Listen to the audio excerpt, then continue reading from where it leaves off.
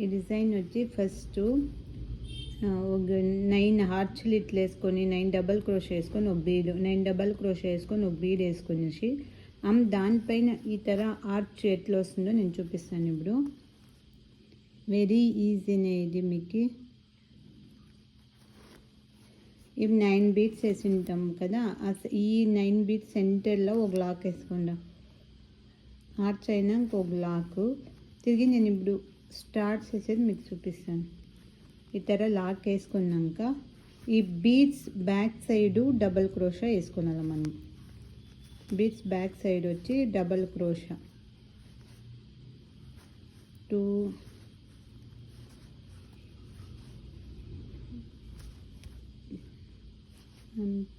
3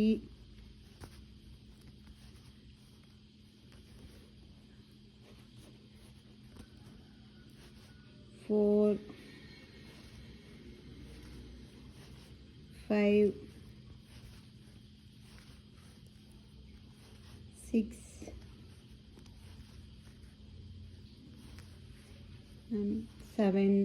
7 double crochet వేసుకుంటాము.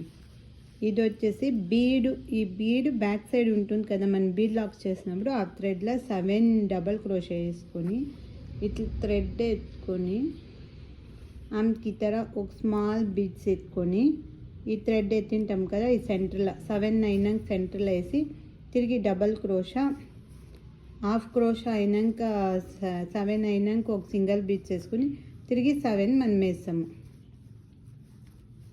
2 3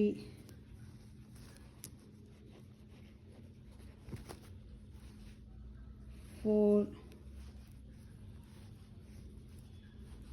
5 6 7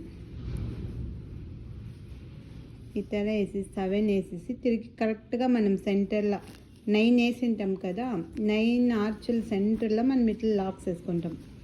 ఈ తర ఆర్చ్ వస్తుంది. ఈ తర మనము పక్క పక్కలనే ఆర్చు, ఒక బీట్స్ పైన అట్లా ఆర్చు, బీట్స్ పైన ఆర్చు, బీట్స్ పైన ఆర్చు ఇట్లా ఫుల్గా వేసుకొని పోతాము. మనం కావాలంటే 1 ఇడ్సి 1 కుచ్చు కట్టవచ్చు, ఈ 1 ఇడ్సి 1 కుచ్చు కట్టవచ్చు. డిజైన్ ఇతర ఫుల్గా వస్తుంది.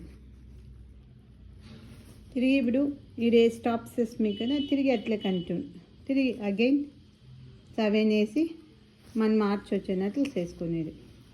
చాలా ఈజీ, గ్రాండ్. మనం కుచ్చు